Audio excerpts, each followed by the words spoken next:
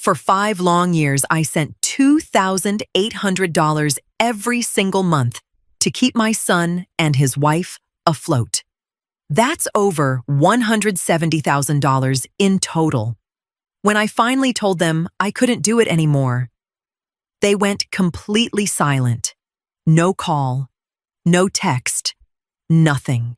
So I did the only thing that felt right. I opened up Excel and sent the whole damn spreadsheet to the entire family. My name is Martha. I'm 67 years old, and I live in a quiet little suburb just outside of Chicago. My husband passed away 6 years ago and left me our paid-off townhouse and a decent widow's pension. But that Tuesday morning, I wasn't sitting down to breakfast. I was staring at my phone like it might bite me. 3 days earlier, I'd finally told my son Lucas and his wife Brooke that I couldn't keep sending the $2,800 anymore. My savings were gone, and an unexpected roof repair had blown what little budget I had left. Their reaction, radio silence. Not a single call, not even a "Hey, how are you holding up, Mom?" For 5 years, I'd been paying for their whole life. Lucas lost his job right after the wedding and never seemed in any hurry to find another one. Brooke had calmly explained to me back then that it was my duty as a mother to support the family when my son was struggling. So I started covering their rent, the car insurance, even Brooke's fancy gym membership. All told, it came to about $140,000 over those 60 months. I did it because I believed family sticks together. But when I called that Friday and said I need a little help with my medications this month, Brooke just sighed and said, "That's really bad timing. We're trying to plan our vacation." I sat there in my kitchen smelling fresh coffee, staring at the blank screen on my phone. For 5 years, I'd felt guilty every time I spent $1 on myself. Brooke had a way of making me feel like every penny I kept for myself was stealing from Lucas's future. They basically controlled my checking account with their constant demands, while the two of them sat at home all day waiting for the next delivery. But those 72 hours of silence had finally cleared my head. They didn't love me. They loved my transfers. As I stared at that empty phone, the hurt faded away, and all I felt was a cold, clear calm. It was time to change the rules, and I wasn't going to raise my voice once. I reached for my laptop and opened Excel. I've never been the crying type. I'm a woman who gets things done. While Lucas and Brooke were probably waiting for me to crack and apologize, I started putting the last 5 years on paper. Every rent payment for their downtown apartment, every dollar for Brooke's organic subscription boxes, every tank of gas for the SUV they'd leased in my name. Line by line, the spreadsheet filled up. I called the file something simple: Family Support 2021 to 2026. It wasn't an accusation, it was just the truth in black and white. When I got to the bottom and saw the total $172,000, including all the emergency payments that somehow always turned into new furniture, I actually paused for a second. That afternoon, I went out to the garden. I like things in order, and my rose beds needed some love. While I was snipping off the dead blooms, I kept thinking about Brooke's words. She'd always said Lucas was emotionally incapable of working and that I, as his mother, had to fill that gap. They'd made themselves comfortable in a cozy little nest I'd been lining with my pension. I remembered my last birthday. They showed up, ate everything, and Brooke complained the wine wasn't expensive enough. Lucas spent the whole evening glued to his phone. Back inside my phone still showed nothing. Their arrogant silence was their biggest mistake. They thought I was terrified of being alone. But for the first time in years, I was actually enjoying the quiet in my own house. I logged into my online banking and did the first practical thing: I canceled every single automatic payment. The rent that was due on the 1st, gone. The insurance, gone. That money stayed right where it belonged in my account. It felt like finally taking a deep breath after being underwater for way too long. I didn't send the spreadsheet yet. I wanted to see how long they could keep up the silent treatment once the money tap ran dry. November 1st was a gray, rainy Monday. Normally, my account would have been $2,800 lighter by 8 o'clock sharp. Instead, I sat in my armchair with a book and waited. At 10:15, my phone buzzed. Brooke. I let it ring. At 10:20, she called again. Then Lucas. I didn't pick up. I'd already told them on Friday I couldn't keep paying. Around noon, the first text came from Brooke Martha. There must be some mistake. The rent didn't go through. The landlord is threatening us. Call me back right now. I didn't answer. I made myself some butternut squash soup instead. It was the first time in ages I wasn't worrying whether Lucas had enough to eat. He was 35 years old, healthy, college educated. Choosing to live off my widow's pension had been his decision, and I'd supported it for way too long. At 2 o'clock, their car pulled into my driveway. I watched through the peephole as Brooke pounded on the door furious while Lucas stood behind her, looking like a kid who'd lost his favorite toy. I cracked the door open just a few inches. Martha. What the hell is this? Brooke almost shouted. Do you have any idea what you're doing to us? We're broke. I looked at her calmly. I told you both on Friday. I don't have any more money to give you. Brooke gave a nasty little laugh. Don't lie. You've got your pension and the house. You're obligated to help your son. That's when it hit me how deep their sense of entitlement ran. She didn't see me as a person. She saw me as an ATM. Lucas wouldn't even meet my eyes.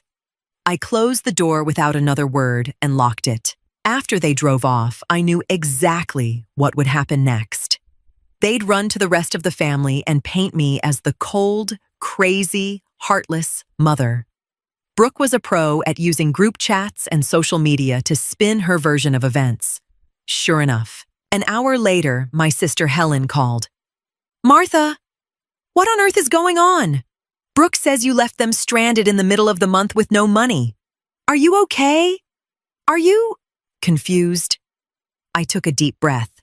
Helen, you got a minute for an email? I sat down at the computer and added a second tab to the spreadsheet, 5-year payment summary. I listed not just the amounts, but what the money had actually been for emergency rent, important repairs, bridge the gap. Then I sent the whole file to the entire family distribution list, cousins, my sister-in-law in Denver, everybody. The subject line was simple, transparency about my financial support for Lucas and Brooke. No angry words, no accusations, just the cold, hard numbers. Within 10 minutes, the family group chat went dead quiet. That $172,000 sat there like an elephant in the room. Helen called me back 5 minutes later, her voice shaking. Martha, I had no idea. Brooke told us you were just tossing them $50 here and there, and they were doing yard work for you in return. I didn't know you were basically funding their entire life. That was Brooke's game, painting me as stingy while she drained my account.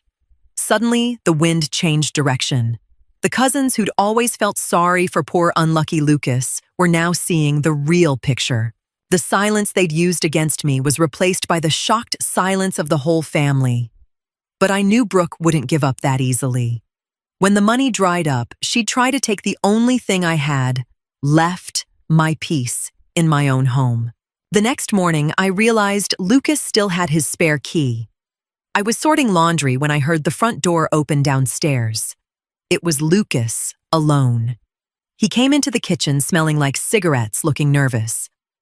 Mom, he started. Eyes on the floor, Brooke is losing it. She says, you embarrassed us in front of the whole family. Why'd you send that spreadsheet? I set the towels down and looked him straight in the eye. Because it's the truth, Lucas.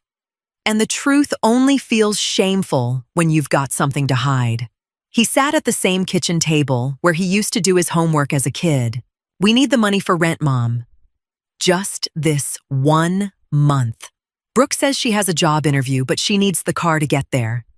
Same old song. New hope, new promise that would never be kept. Lucas, I said quietly, you're 35. I'm not paying for your life anymore. I already gave up my retirement for you two. He started to argue, but I raised my hand. I want my key back. Right now. He stared at me like I'd slapped him. He was used to me caving when he played the sad son card. You're kicking me out of your life, he asked dramatically. No, I said coolly. I'm just taking back what's mine. The key, please. He dropped it on the table with obvious reluctance. As soon as he left, I called a locksmith that same afternoon. It wasn't that I didn't trust him, I just knew Brooke would send him back the minute she realized the money had really stopped. I had the locks changed. That evening, I sat alone in the living room. It felt strange to be this firm, but it also felt right. I'd carried their weight for so long, I'd forgotten how heavy it actually was. My phone buzzed. A text from Brooke. We decided to do Thanksgiving at our place this year, but we need $550 for catering because our stove is broken. This is your chance to make things right. I almost laughed out loud. The nerve was unbelievable. Thanksgiving isn't even a big German thing. But my late husband was American, so we kept the tradition alive. Every year, 14 people would crowd into my house. I bought the turkey, cooked for 3 days straight, paid for the wine decorations, and little gifts for everyone. Last year, the whole thing cost me almost $950. Lucas and Brooke were always first in line at the buffet and last to help with dishes. Usually they slipped out early because Brooke suddenly had a migraine. This year, I sent no invitation. I started no group chat. I didn't buy a turkey. Brooke called every single day that week. I ignored her. Finally, she texted Martha. We're waiting on the plans. Who's bringing what? And did you send the money for our catering? Yet Lucas can't carry much, so we'll have to get it delivered. I typed a short, calm reply. There won't be Thanksgiving dinner at my house this year. I'm spending the day quietly. Warm regards. The reaction was nuclear. Brooke called screaming that I was destroying family tradition, that the cousins were so excited that I was being selfish. I listened for exactly 30 seconds, then hung up and blocked her number for the rest of the day. It was amazing how fast you go from family angel to selfish monster the moment you stop serving everyone. On Thanksgiving Day, my street was peacefully quiet. I treated myself to a nice steak and a good glass of red wine. I sat out on the back patio wrapped in a blanket, enjoying the crisp fall air. For the first time in years, my back didn't ache from standing in the kitchen for hours. My brother Raymond called that evening. Martha, I'm here with Helen. We were wondering, but honestly, we think it's the right thing. We're heading out to eat. Want to join us? I smiled. The family was starting to understand. 2 weeks after the canceled Thanksgiving, I got a letter from the leasing company about the SUV Lucas was driving. Since I was the one on the contract, they let me know the last payment hadn't gone through. I didn't call Lucas. I called the leasing company directly. I'd like to terminate the contract early, I said. The vehicle will be returned to you within 48 hours. I knew that without that car, they were basically stuck. It had been their status symbol. I drove over to their apartment, used the spare key I'd kept, and started the SUV. Lucas stood at the window in shock as I pulled away. He ran outside in his pajamas. Mom, what are you doing? That's my car. I rolled the window down. No, Lucas. It's my contract. And I can't afford it anymore, remember. You're welcome to take over the payments if you want to cover the $650 a month yourself. He stammered something about it being impossible and Brooke's going to lose her mind. Right then, Brooke came flying out of the house, no longer cool and calculated, just furious. You old witch! How are we supposed to go grocery shopping now? You're deliberately ruining us. I looked at her calmly. There's a bus, Brooke. And there are jobs you can walk to. I drove off. In the rearview mirror, I saw her standing on the sidewalk, arms flailing. It didn't even hurt anymore. It felt like finally cleaning out a very messy room. I dropped the car off that same afternoon. The early termination fee came out of the money I'd saved by stopping the transfers. When I got home, I felt lighter than I had in years. No more debts for things I wasn't using. My phone buzzed. Raymond. Heard the SUV is gone. Good for you, Martha. Come by for coffee on Sunday. Lucas needs to learn that gas money doesn't grow on trees. Mid-December. With the first Christmas lights twinkling in the neighborhood, Lucas showed up at my door again, this time without Brooke. He looked rough, greasy hair, tired eyes. I let him in, but we stayed in the hallway. "Mom," he said softly, "Brooke wants to leave me. She says if I don't bring in money, it's over. She already packed her bags." He started crying, the same heartbreaking sob that used to melt me every time. "She says it's your fault," he continued, "because you turned off the faucet. Please, just $100 so she'll stay. I swear I'll get a job in January for real this time." I looked at my son and felt real pity, but not the kind that reaches for a wallet.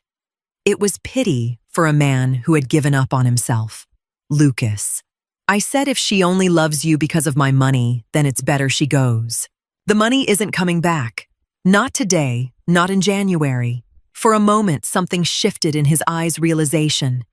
He finally understood the mean mom wasn't turning back into the ATM. "You really mean it," he whispered. "Yes," I said.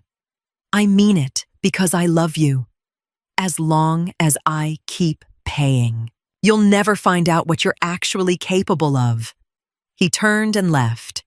He took his old bike out of the garage, the one that had been sitting there for years. It was the last time I saw him that year. Brooke actually left him 3 days later. She moved in with a friend and took everything that wasn't nailed down, including the TV I'd given them for Christmas 2023. Lucas was left sitting in an almost empty apartment. On Christmas Eve, he called me. He didn't ask for money.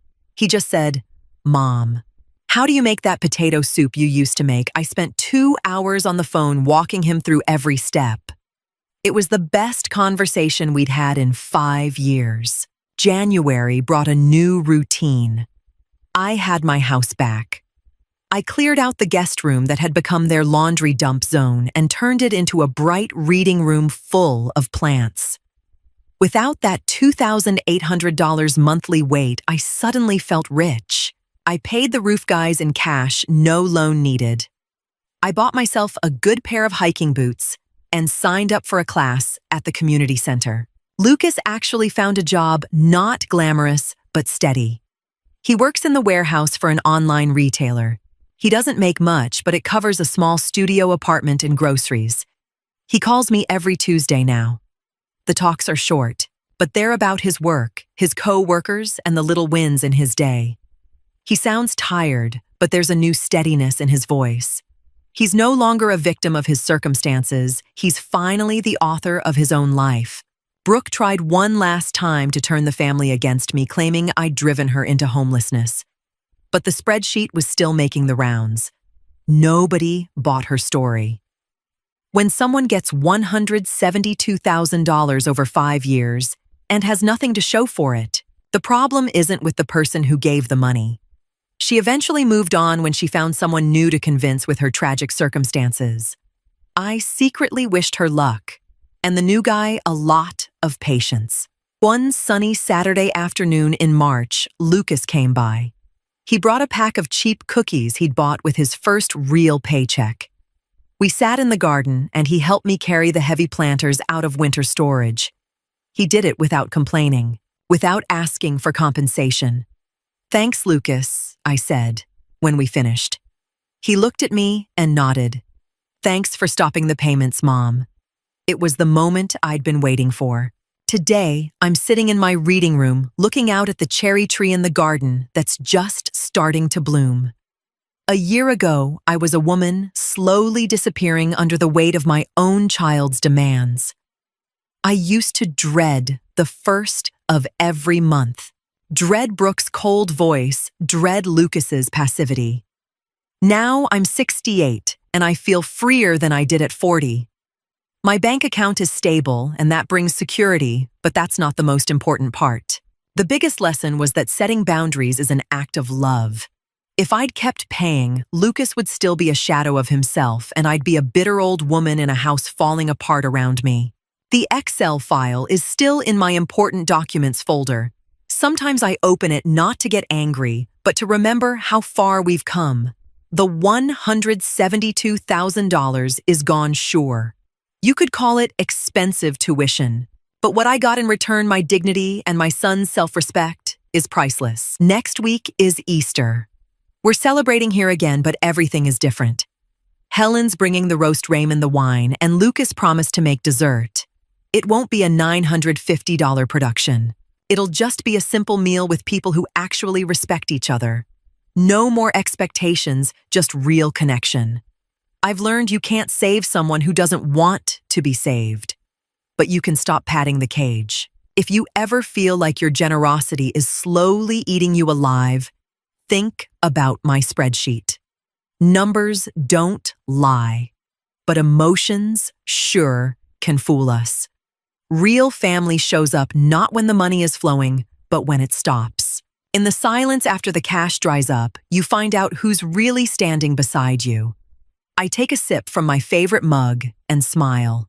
Life is good. And for the first time in years, it's finally mine again. Some relationships only become clear when you stop giving. I didn't lose the money the day I stopped the transfers. I lost it in the 5 years before that. But what I got back was respect, and a son who finally learned how to stand on his own 2 feet.